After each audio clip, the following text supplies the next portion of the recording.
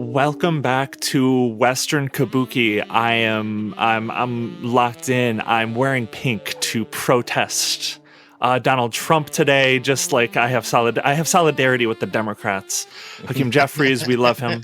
I'm doing the Wakanda salute right now. This is how we show our protest against the fascist menace. We wear bright colors. And joining me today, as always, got Caleb. How you doing? I'm good. Right off the bat, I do need help from everybody here right now.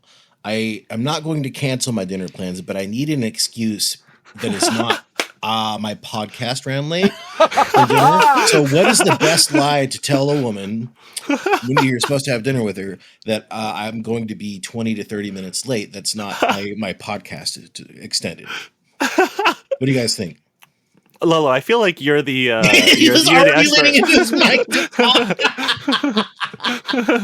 expert. You got anything, Lolo? Help me out. Hold on. Do you have any siblings? Yeah, 2. Do you have a sister? Got a sister. Okay. Lives in a different state, though. That's fine. Your sister is having a bit of a, it's not an emergency, but your sister's having a bit of a mental health crisis. Okay. And she needs you to support her on the phone.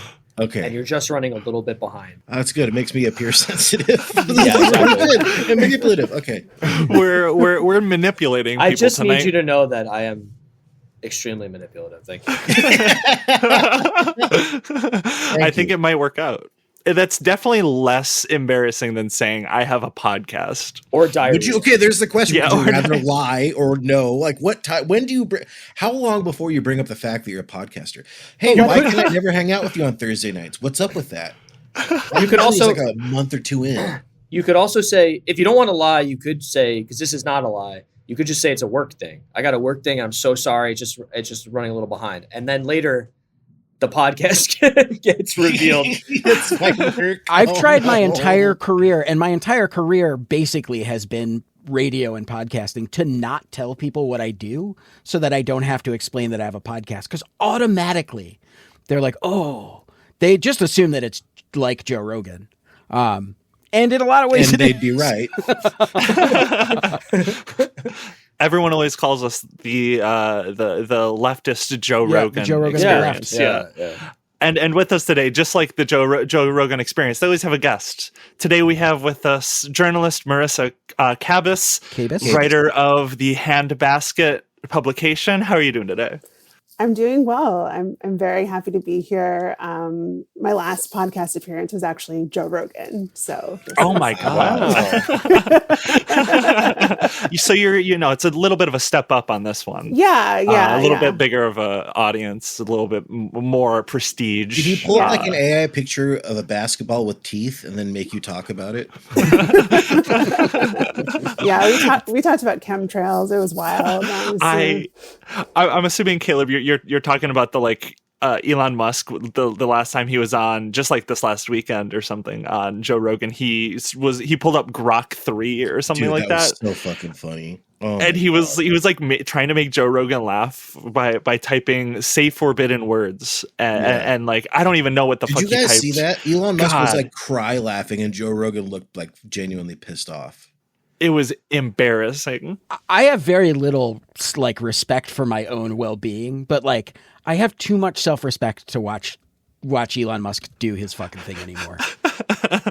See, the problem is I don't. I will watch anything these people do. I will stalk them without being physically stalking them. I'll stalk their online presence. I'll watch anything just to see, just get a crumb of secondhand embarrassment. It's so fucked up that it's a deep pleasure that I somehow still think of you as the most mentally healthy of the four of us. I somehow am. I feel like, no offense. It's definitely. It's true though. It's not me. It's definitely not me. All of us together, all of us combined, we are one very healthy individual mentally. And speaking of Elon Musk, I think we're going to spend a lot of time talking about him, and not just about him, but his broccoli-haired bandits at DOGE. Marissa, I would say that's like kind of your whole beat, at least lately. Ever since I've been really following a lot of your writing, you've been talking a lot about like DOGE and what's been happening to the federal government and what they're basically ransacking. Which has been like you've been, I think, the best writer on this. And correct me if I'm wrong, but you like broke a few stories before like major publications, right? It was the Trump federal freezing story where you came on my radar. Can we start there? Can you just tell us about that? Because you said in an AP article that I'd read that was like what kind of changed your whole job. Was that? So can you tell us about the article and like what changed? Sure. So I broke a not as big story. It was the first week of the new administration. It was about the National Institutes of Health freezing all travel for their employees, which was a pretty big deal then. But now in the scheme of all the things, it's like, everyone forgot.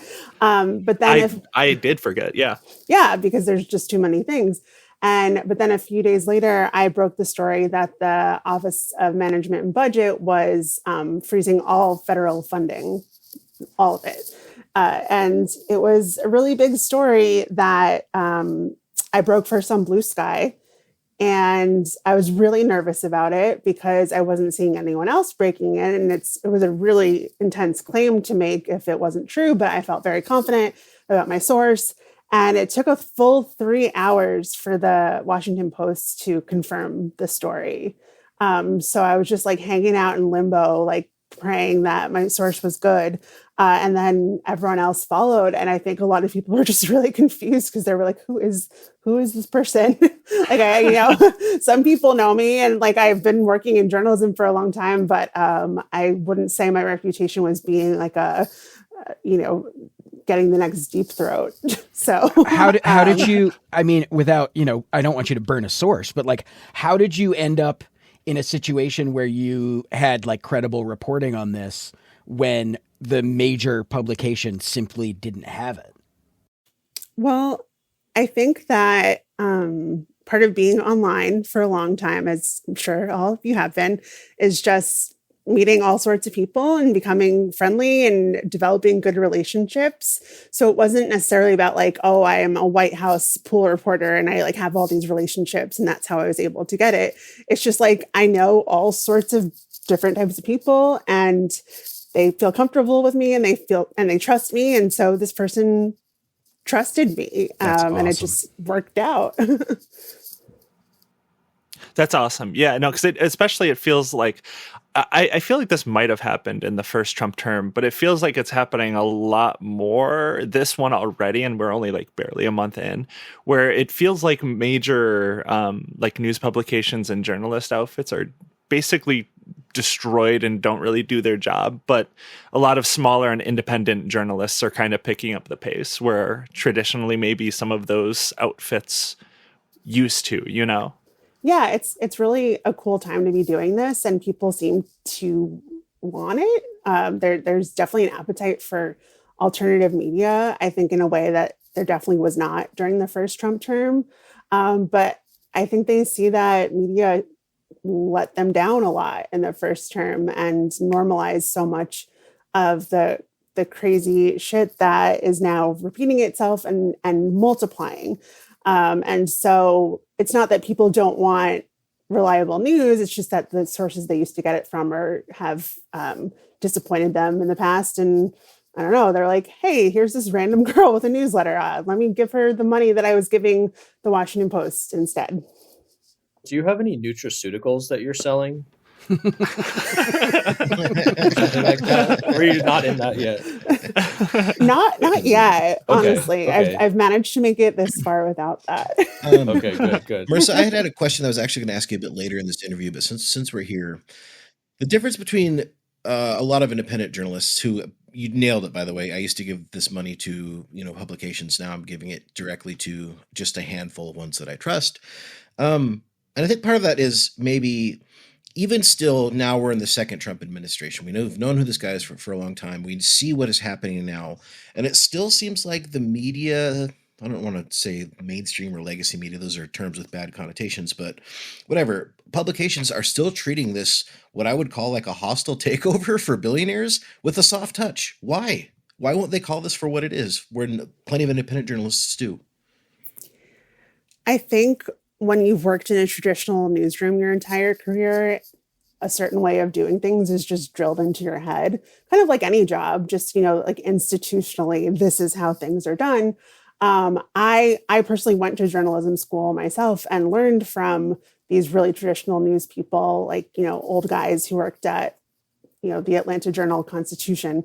And I was like, I'm going to do something different than that. I'm not going to keep doing that. But I think the people who were able to get jobs out of college miraculously during the financial crisis are just like, this is what works. This is what bosses at corporate publications respect. And so they're still, even after like the world is imploding, refuse to try anything different. And like, honestly, it's completely dumbfounding to me. You didn't hear this from me, but I do have friends who work at the New York Times, especially in the audio department. And like the way that they are deeply, deeply not allowed to express any kind of opinion is I think really frustrating for them. But we've kind of crossed the Rubicon from opinion to fact at this point, right? But the whole point of journalism, in my opinion, is to take all of the available information and come to a conclusion. And I think there are a lot of mainstream outlets where they think that the whole point of journalism is to be a stenographer, to say things are happening and not pass any value judgments. And it's, I think, a very antiquated at this point, especially in like the information war has been lost. And part of that loss is an unwillingness to draw any conclusions from the things we learn, in my opinion. And I think you're right about that. Like they want to be stenographers, but I also think there's like an active fear. And we can see like so many different cases of this, of where you will like talk about something that like, I don't know, Trump or Elon Musk will have done or did. And all of a sudden they're like $100 million lawsuit coming your way to this media organization. We're going to destroy you. We're going to take up all your time in court. We're going to extract all your money to keep you in court because these people have infinite money, and they can just keep throwing like lawyer after lawyer after lawyer after like case after case. So I think it's like that, but I also think it's an active fear that like, and like rightfully so, maybe like, I don't mean to give these like New York Times too much credit because I think they're awful. But I think that we also live like in a world where we are like, this country is run by the richest people in the world, and they have infinite money. It's just an infinite pool of money they can just throw around at people and destroy like news publications. And they have the will to destroy news publications because they hate them for what they say about them. Destroyed Gawker. Yeah. What was the major network that ended up settling with Trump? Which one was it? I can't remember. Which one. ABC News. It was ABC. Thank you. And I also think like places like Media Matters just have gotten destroyed because of those sort of lawsuits as well. Yeah, their litigation with Elon is still ongoing, isn't it? It is. Yeah. It's been like how long? Almost a year. It's been a while. Yeah, we talked about that story like a year ago. Yeah. God damn. Yeah. Okay. Yeah, there are a lot of people who are really excited to sue journalists. And that's honestly one of my biggest fears. I mean, I'm operating completely on my own, and I have an insurance policy, like an umbrella policy, but like I don't have a lawyer on retainer. If someone sends me a threatening letter, and I have been threatened by people. And I've had that moment where I'm like, oh my God, like I'm going to lose absolutely everything I have and everything I've worked for because this one litigious nutbag, is having a bad day. And I think there are a lot of people are not willing to do this work because they're not willing to expose themselves to that kind of liability. And it's a shame. And it has a chilling effect, I think, on the profession as a whole. It's definitely a lot easier to just post, as I do, and many of us in here do, just nonsense. Alex, you posted on Twitter. We're going to get served papers. Yeah. Do you want to just a quick aside? Do you want to? I saw your post, but I think you deleted it. I now. did Do you delete wanna- it, do you but wanna not because say I what was it just not because I was scared of the papers being served. To be clear, last night I was talking to friend of the show, Diana Thirst, and she had posted something. She posted some troll post, and I followed suit by saying that my tweet was, I'm in a deep red state. I'm a surgeon in a deep red state, and when I put people under anesthetic, I also give them the COVID vaccine.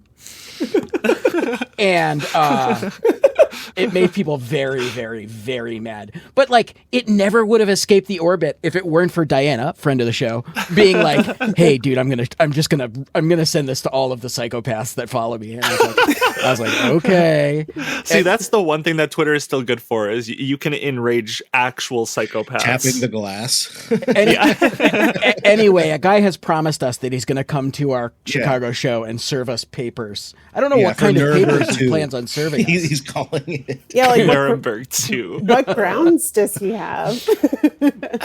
Well, he's very, I think, confused about how suing somebody or how this Nuremberg would work. Because I told him, I responded to him and I was like, it'll cost you $20 if you want to serve us papers. We can't give you the discount if you're going to sue us. And then he responded, if I was going to sue, I sure as hell wouldn't tell you. I would just show up and hand you the papers, and my firm would pay for the tickets. It doesn't matter if you give me a discount or not because it won't come out of my pocket. Cool. Really hope he Incredible. does show up. Practical. Rad guy. But who knows? Maybe even one day you'll start to get sued and destroyed for just posting. That's certainly doesn't. It sounds crazy, but I don't know. We've seen crazier things already in this term. There was a person who posted once, like, I feel like the post was, "Good morning, I'm going to blow up MSNBC." And they did get a visit from the Secret Service. So, well, that one. That one's a little. That one has some they implications. said good like maybe morning at the actionable. beginning. It was super polite. What could they mean? What could it mean? They were just being very, very nice. They're just warning them. They're just fuck. Okay.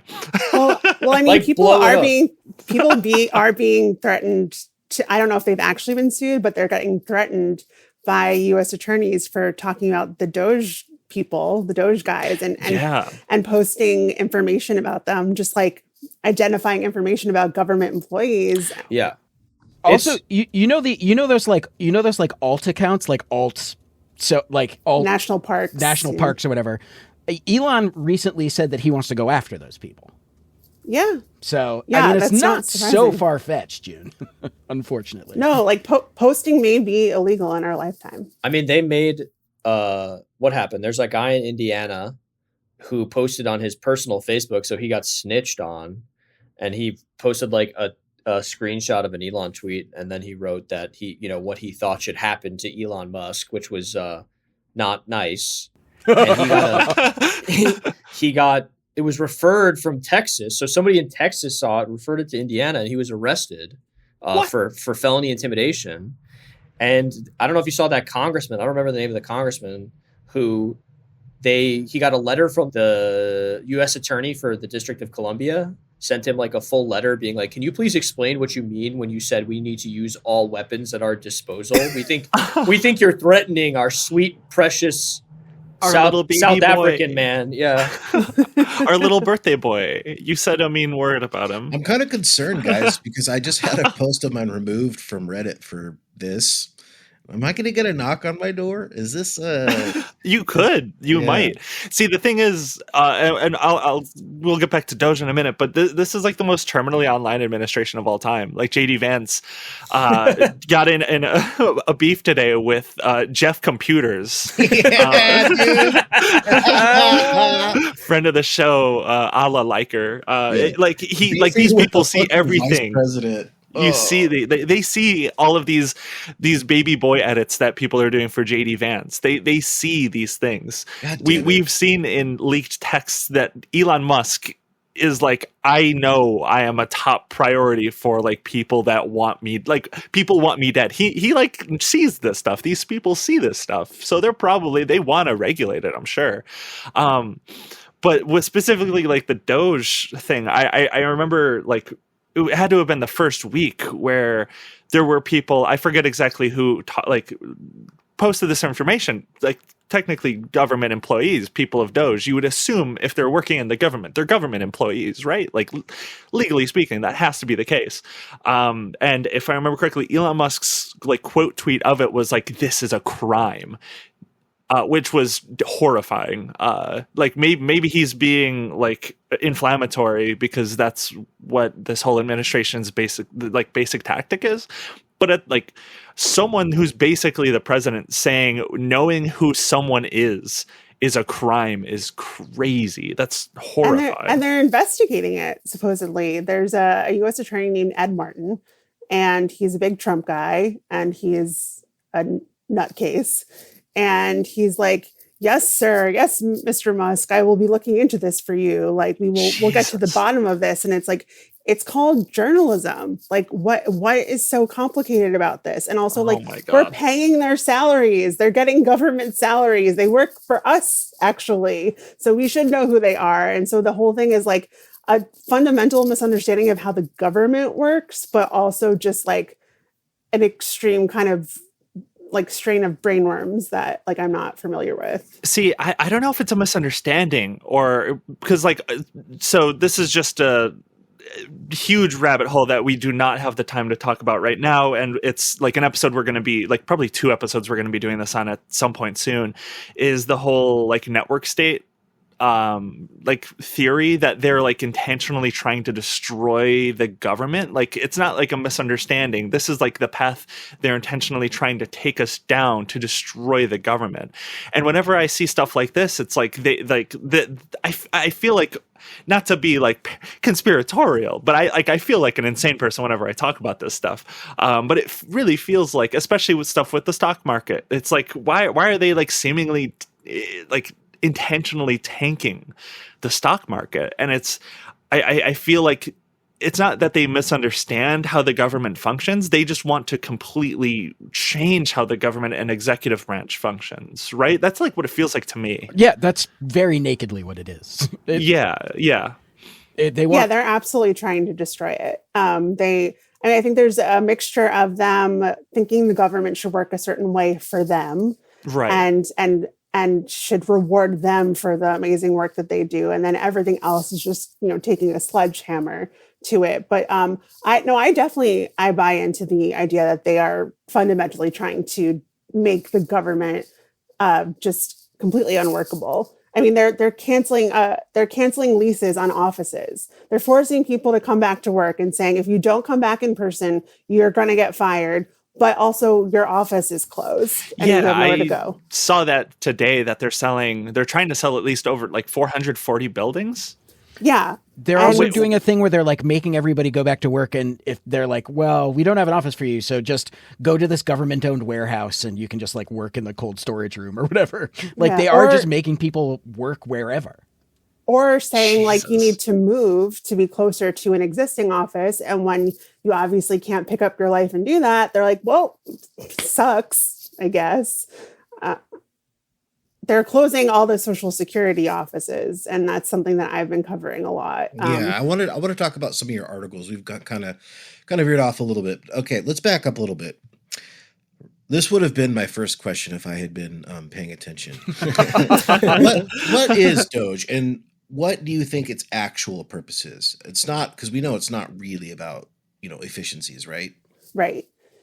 So DOGE stands for the Department of Government Efficiency, and is also a nod to a meme. I hate that. I fucking hate that. Yeah. Fucking epic. We love references to 14-year-old memes. That's so fucking dope. Fucking so stupid. Yeah, it's like we're gonna have like a Pepe agency next or something. That's it for me. Speak that. If there's a Pepe agency, that's the day I become a terrorist. They already. It's noted. He did mention, sorry to again get off, but he did say something about like the FAFO, the like FAFO department, like the enforcement shit. Like we got to stop this. We got to stop memes. We have to do stochastic terrorism on memes, the concept of memes itself. Well, as Elon said himself, I am meme. So there you go. Okay. Yeah. You will never hear from me again after today. He's so fucking cool. Sorry. No, he's like the most epic. He's so fucking cool. Sorry. Okay. Yeah. So DOGE, yeah. So their Department of Government Efficiency, their purpose is to, I think they're basically inside hackers. Like they're given permission to get into all the most secure and sensitive systems in the government and amend them in a way that would be most beneficial to billionaires and oligarchs and to Elon Musk specifically. And for some reason, government agencies are kind of just like, come right in, like they're opening the door for them and they're not like physically blocking them to be like, why are you here? Like, what is your actual purpose? And they kind of just like pop up in all different agencies at seemingly random times. And efficiency is, a complete lie. It's to destroy. Like they are a wrecking ball team. And I have not seen any evidence of them actually making anything more efficient, but they've definitely made the government demonstrably worse. And so they're just, running wild, and there doesn't seem to be any sort of will or mechanism to rein them in. The way they function, it's like a parallel government. They aren't really a function of the government. They are parallel to it. And they're not accountable to anyone either. Right, yeah. Yeah. Yeah, they're actually in conflict with the rest of the government. I mean, they're actively working against them. It's like a deep state. Like, how people are always like, oh, the deep state. Oh, the deep state. And we know the deep state, kind of sucks. They didn't succeed in assassinating Trump.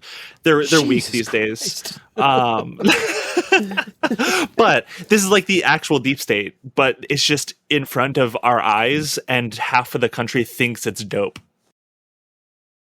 Yeah. I mean, it's like there is a shadow government. Literally, yeah. And I think that's why Elon Musk is mad that we're talking about it so much. But it's like, dude, what did you think was going to happen when these like 24-year-olds came in and were telling career civil servants, like, either you need to do your job differently or you don't have a job anymore. And like, you were an idiot because you didn't grow up like on the forums, like on the dark web. Yeah.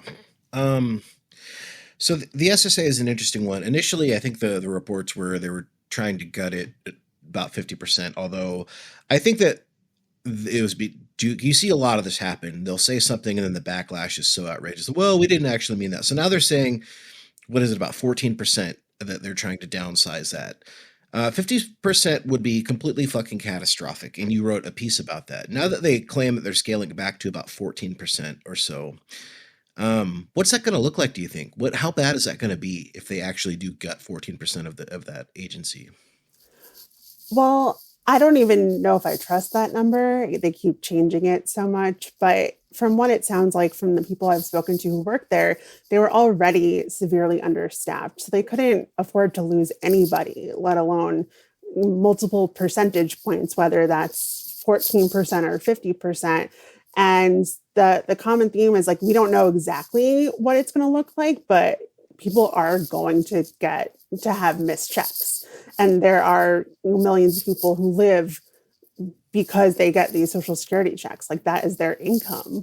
And so I think that's like when things are going to get really real, when people start not receiving their checks, and either it's for them or their family or their friend. And it's like, that's not too far from now, especially if they are canceling all the office leases, because if people are not there to process claims, it doesn't get done. It's not like run by some AI, like Grok is not Social Security administrator. Like there's humans that actually have to do this. They really want it to be Grok though. One of the things you just said though is that, people aren't barricading the doors, but like this is a government that has made itself very explicitly, has been so explicit about being so vindictive. What could people possibly do to stop this? I mean, they could slow it down a little bit. Like, what should people be doing in this situation? Meaning people working like in the government? In government to try and stop this from happening. Or both, I guess, if you have any ideas. Well, there are some people in the government standing up and they're getting fired. But I guess the point is like, make them fire you. And I think that's easier said than done for a lot of people. People need their jobs, they need to support themselves and their families. But there definitely have been some leaders who have taken early retirement, who are kind of just saying like, not my problem. And but there are so many people there who are just terrified of standing up in any way. And that's why, like, all the people, I've literally not been able to share one person's name on the record because absolutely no one wants to associate their name with any sort of opposition to this government. I mean, they'll go after you right away at all if you express any opposition. So I guess it makes sense. Yeah. I always wonder the effectiveness of you know how people will step down, like they're getting pressured by Trump's administration to do a certain thing, and then they're like, oh, I stepped down to protest this or whatever. Is that like that's something I truly don't know is effective, like preemptively stepping down? That doesn't seem like a good idea, right? Like, let them fire you.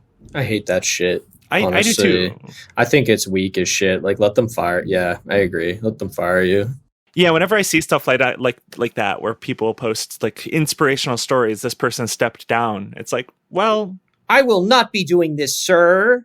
Like, I've put 5,000 black people behind bars in my career, but this is enough. That's like every U.S. attorney that leaves has to like put on a little fake fucking show. I hate them. Sorry. Yeah, like get fired. Like just like ignore it and get fired. Like to me, that seems a little bit more impactful. That's maybe not like a little different from what we're talking about here, but just the same sort of concept. Like people like I don't know, get fired, stand up, like actually like fight a little bit, rather than like comply immediately.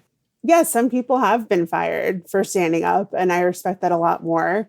The argument is that if you step down, you get retirement, you get, stuff. So, okay. Yeah, but it's like you're not making any sort of important political statement. Either. Didn't what's his name, the like old like James Comey or someone step down and then Trump be like, and we're canceling your retirement? Like, didn't he do that? Am I crazy?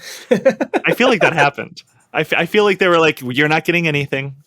Yeah, that's actually kind of fucking funny. Like, if only for James Comey, if that happened. It was like him or some other person that was involved in like a lot of the like first term investigation shit. I can't remember exactly the person. Was it James Mattis? Was it Mad Dog Mattis? It was one of those guys. It was one of those all Jameses. The names of the first. Huh? One of those Jameses. You just can't remember. One of them. James one of the old heads in the like FBI or something. Not important, but yeah. I like basically what we're learning is you can kind of just do anything. Like the last 250 years of America was like truly just ran by people that really believed in like the Constitution as a concept, and we're learning that you can kind of just be like, we don't really care. But these people are also so fundamentally unprincipled as far as I'm concerned. Like James Comey is the best fucking example of this. There's this book that's pretty good by Jesse Eisinger called The Chicken Shit Club. And it's my cat is behind me.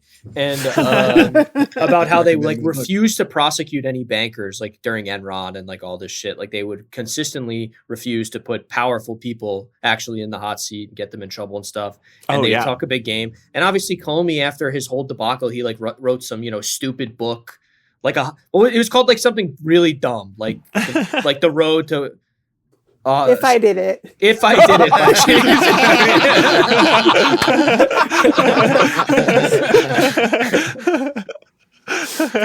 No, but I mean that's like all these people though. Like all of these like traditional like, oh, we love our country.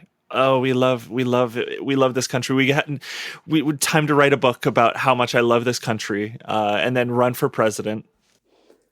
Who reads those books? That's what I want to know. My fucking never parents. Yeah, I'd say my parents definitely. I have never met like liberals like that. They're on the. My mom has. I'm positive she has the Comey book. She has the Hillary book. She has all. She's the whole hit. Hit reel. Also, if I did it.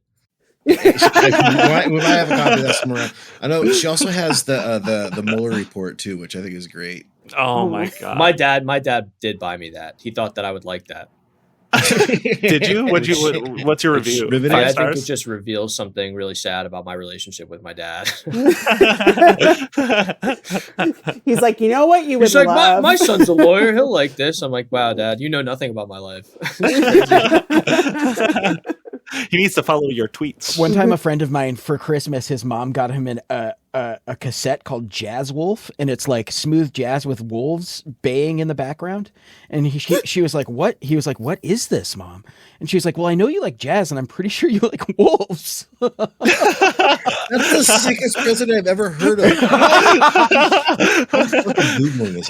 Yeah, wait, I kind of fuck with that. That's like a cool find. I would fuck with that if someone got me something like it's that. It's real. It's an album by North Sound. Oh my god! You just found my god! You just found it. Okay, if we can, we should put like a short clip on the end of this Wolf episode. We'll rock some Jazz Wolf on the episode. I did have a question that we've talked about, like sort of the failure on the front line of people like just sort of resigning or letting people by. We've talked about the failure of media to like meet this moment. The big failure, like the thing that I find so shocking is the like, Caleb is losing his mind about Jazz Wolf right now. I'll pause it. I swear to God, I'll pause it.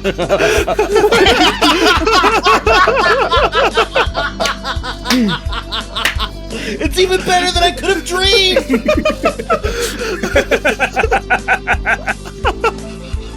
I feel like Jazz Wolf is just destroyed. Yeah, sorry, I didn't mean to ruin the show, but I'm sorry. I think if Democrats played Jazz Wolf at the State of the Union tonight, peace, every war would end. Peace would be attained. Jazz Wolf, baby. The question I was going to ask is like we have deeply like the people who actually wield any kind of power, Congress, any kind, like all elected officials have like so thoroughly failed to meet this moment. Like, what the fuck is going on? Where are these people that are supposed to be doing something about this, aside from putting up little cutesy protests on the steps of Capitol Hill or whatever? Like, what the fuck is happening right now? It's so bad that I almost forgot about it. Like in the first few weeks of the administration, I was watching for any signs of opposition. Like we fundamentally don't have an opposition party right now. And there were like a few protests outside the USAID building and outside of Treasury and like for a few photo ops. And like they stopped even doing vanity stuff to make it seem like they're actually doing something. And, you know, like June mentioned at the top, like, you know, they're wearing pink to this speech tonight as a protest to Trump. Like, what are you talking about? It's the doesn't dumbest do thing anything. I've ever heard. So like, I would say it's worse than doing nothing. Did you guys see that Third Way? You know, every time the Democrats eat shit, Third Way comes along and is like, you should be more racist and then you'll win elections or whatever. Did you see what their are you listening, June? I see it. I told you it's good. I really have ruined the episode. Fuck. I'm sorry. It's so good. Tell the audience what you're hearing. I had to cover my mic for a second. Jazz Wolf. Jazz Wolf. Jazz Wolf is the greatest. I'm glad you go listen. In these moments of like deep existential pain, I'm glad that we have like some little thing to hold. It's So all if I have I left, can dude. grant you guys that, I'll take it.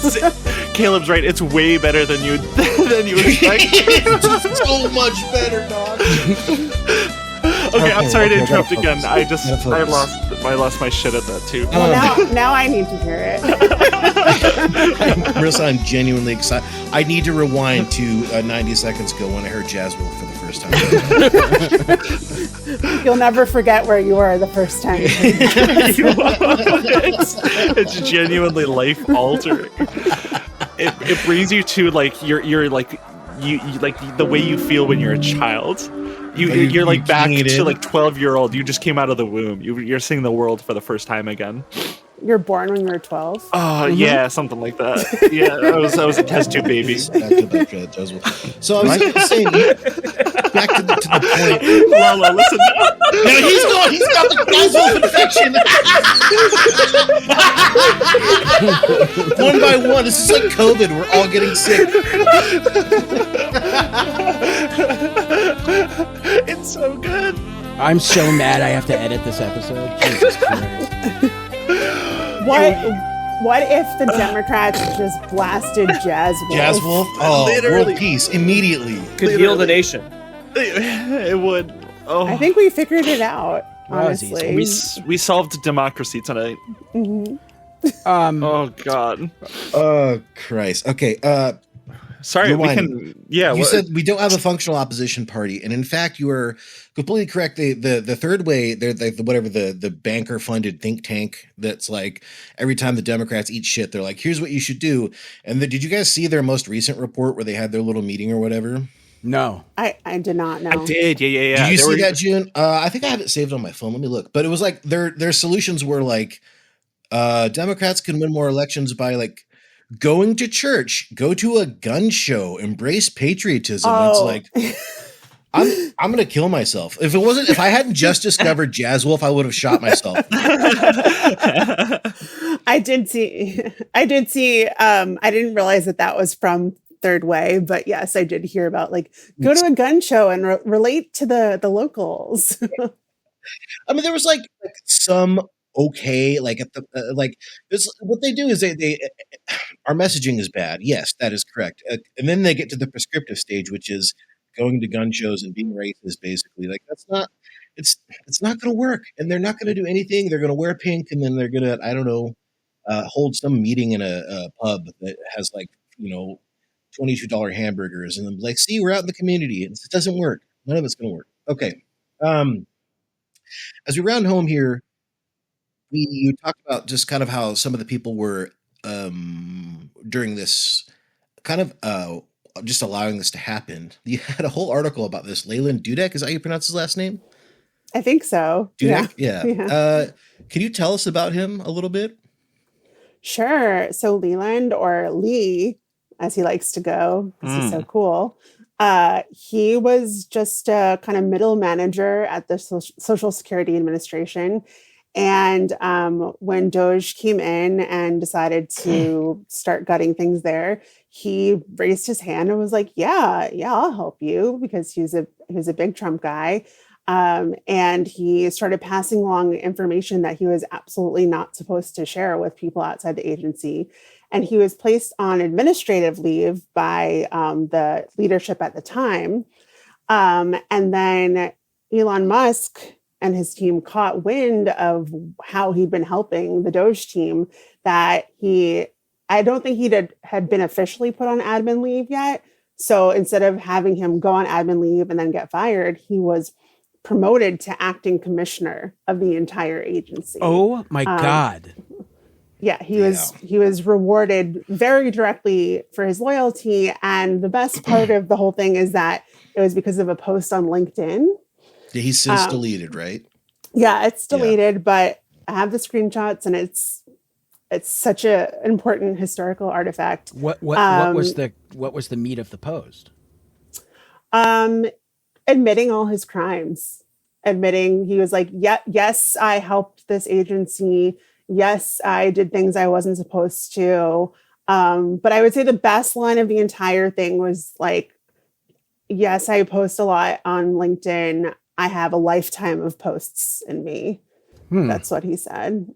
Sounds like and me. I think if I think in happier times I would have written at length about I have a lifetime of posts in me, but that was sort of like a tertiary concern to the government. I think the most uncanny thing about specifically this Trump term, but like Elon Musk world that we live in, is just how brazen a lot of these people have become. These like rich and powerful people in the government, outside the government, just taunting us. They just didn't. I mean, he deleted it, but they like feel very comfortable just being like, "Yeah, we're criminals. Get over it, I did woke that lib." shit. But also the fact that some no-name person, like middle manager, took that risk because he had a good hunch that he would be rewarded for it. Mm-hmm. And he was. And there's going to be a lot more guys like him. And there already are other guys like him who are going from relative obscurity to leading the pack. And Musk himself tweeted about this Leland Dudek guy. Like, who the heck is Leland Dudek? Oh and God. he tweeted about him like, we heard what he did and he was rewarded for his loyalty. There's truly no one to blame. There's truly no one to blame but like the Fourth Estate and like the ineffectual government who did nothing to tamp down the first administration's totally brazen, shitty behavior. There were a million mechanisms. There were so many levers to pull to stop this from happening again. And not only did they not pull them, they were like, well, listen, things are really bad, but we are going to have a peaceful transition of power. We're going to show them how it's done. And they'll definitely, rise to that occasion, right? Like, seriously, I could not have more contempt for the people who actually had the Joe ability Biden walks off into the sunset like a Roomba trying to find a door. Yeah. Just absolutely disgusting. I'm like, obviously I'm disgusted with the people dismantling the government. Not just because of their behavior, but you're supposed to be disgusted with them. It's the other people that it's like, wait, you guys are the bad ones here. You didn't do anything. Yeah, this is totally your only job is to keep this from happening. Yeah, there's no moral high ground anymore. Like, there's no upper hand. A number of elected officials were not going to go to Trump's speech that was happening tonight. And then Senator Mark Warner, who's a Democrat from Virginia, was asked about it. And he was like, of course I'm going, like I respect the office of the president no matter what. You shouldn't. Well, like, what world are they living in? We should no one needs to respect this. Like, well, I got good seats. But also, like, why do you respect someone who's disrespecting the office of the president in the way that they are carrying out the job? Like, it's not just like this immovable thing. It's like there are people who are president and respect it, and then there's Donald Trump. And to not be able to call out the anomaly and be like, that's not how it's done, and like respect it no matter what. That's what makes people go crazy. Like, that's what makes me feel completely insane. And look at us. We're like crying, laughing at fucking Jazz Wolf. That's how bad it's got. Jazz Wolf is one of the few things that still brings joy in this world. Moments like that, discovering little nuggets of just pure joy. Yeah. Yeah. As the Secret Service comes and kicks down my door for a post that I made on Reddit, I'm going to be just cradling my Jazz Wolf cassette. Oh God. Yeah. So I don't know if you've written about this specifically, but I remember Elon Musk before the administration started, when Vivek was still like a part of this whole thing. Rest in peace, the Vivek Ramaswamy and Elon Musk podcast that was supposed to happen. I was really looking forward to that DOGE podcast. We had a joint guest set up for that too. We built the studio for them and everything. But I remember Elon Musk early on saying like, oh yeah, we're going to wrap up DOGE in under a year. Like DOGE, we have 1 year and we're out. Is that still seemingly what's going to happen? Or is that like just a straight up, like most things Elon says, just like a lie? I think he's going to do it as long as there's an advantage for him. Right. And there, of course, probably will be. Yeah, I think they're destroying things as fast as they possibly can, like faster than I ever could have anticipated.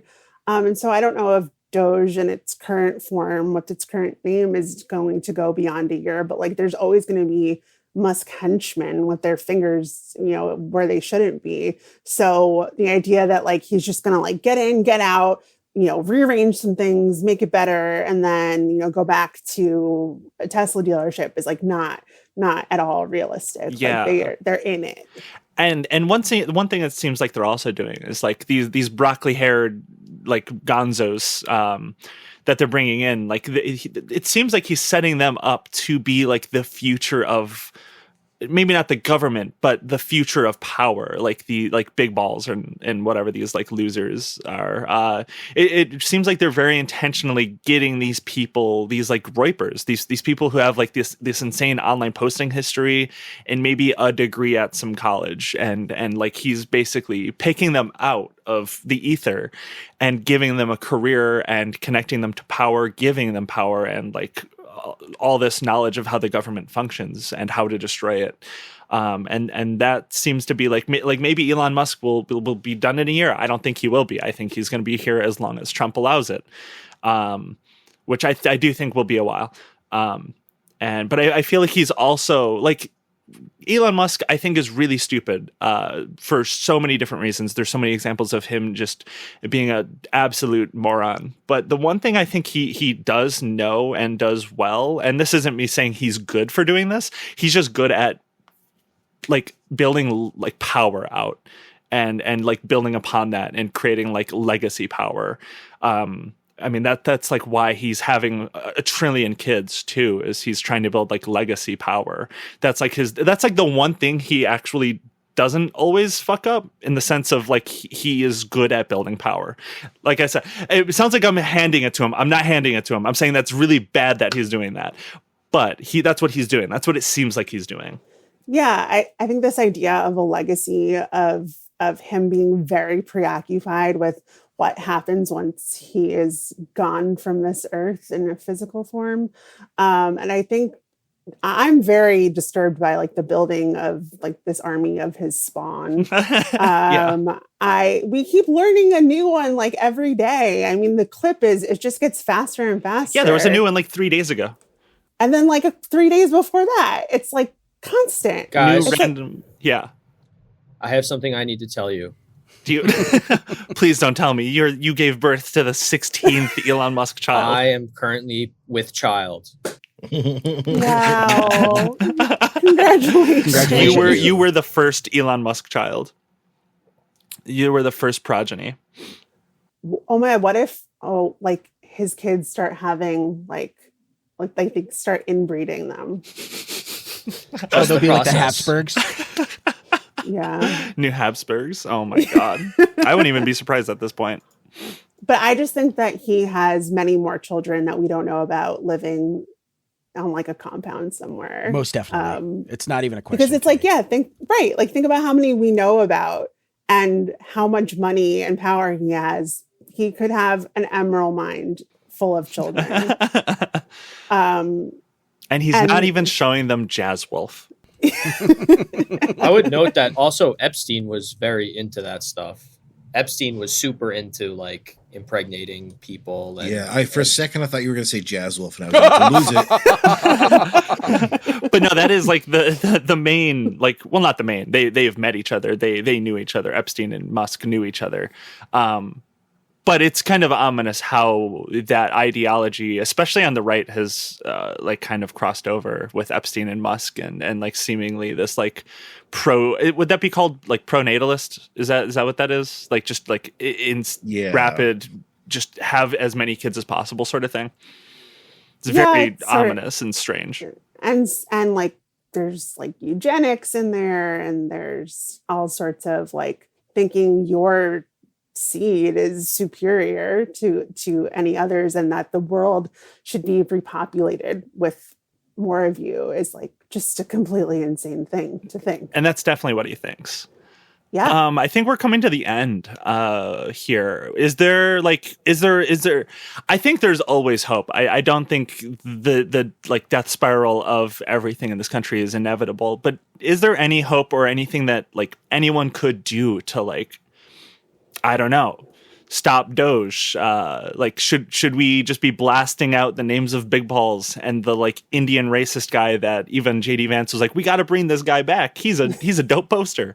Like, do we just like have to do stuff like that? Just like keep doxing these people or something? I don't know. I just think until people start like assembling in the streets consistently, I don't know if anything's going to change. It sort of feels like even though everyone's very upset, the reaction still in many ways is very passive. And it's not to say that there's no protesting going on. There absolutely is. And I think it's being undercovered, in fact. But it still doesn't feel like there's a critical mass of people who are concerned enough to, sacrifice their jobs, sacrifice their livelihood, put their own bodies on the line in order to make change. But I do think that's going to change when it comes to their doorstep, whether it's via Social Security or cutting Medicare, Medicaid, or not getting your tax refund. There's going to be all sorts of real world applications that I think will wake people up, and they'll be like, oh, this does actually personally impact me. But until then, I don't know. I wish I had a more hopeful message to end on, but I don't have a lot of hope right now. You know, if a wolf can howl over a jazz solo, and if syncopation can coexist with instinct, maybe there's still room for hope.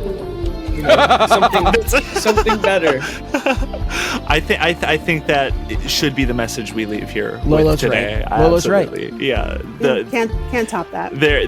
Jazz Wolf will save us. That's all you have. Just don't even protest. I mean, one just good trust. thing about the Trump administration now that laws don't matter anymore is we could just put Jazz Wolf in this episode and we can't get sued because That's true. There's no laws. Oh, that's beautiful. I hope that's right. All right. Marisa, is there anything you want to plug as we where can people get find out your of here? work? Yeah. You can find my work at www.thehandbasket.co. Don't go to handbasket.co because that's like a Wiccan site or something. Okay, well, I'm definitely going there now. Yeah. I mean, you can go there. Like, listen, nothing but love for Handbasket, but it's the Handbasket. And then I'm on Blue Sky far too often. Marisa Kabas, just my name. And say hi. Amazing. Awesome. Thank you so much for coming on. Thanks so much. Do we have anything any of you guys want to plug as we round out here? Geez, I don't know if it's going to be too late, but you can go to, I don't know when this episode's coming out and if we'll have any tickets left. I released the last handful that I was saving for the stragglers, but after that guy threatened to sue Alex, I was like, fuck it, we got to open up some tickets.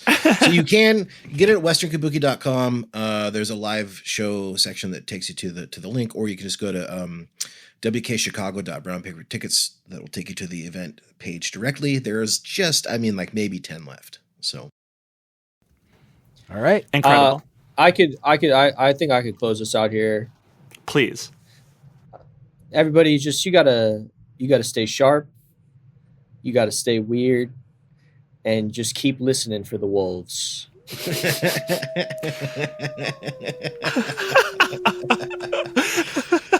See you, everyone. See ya.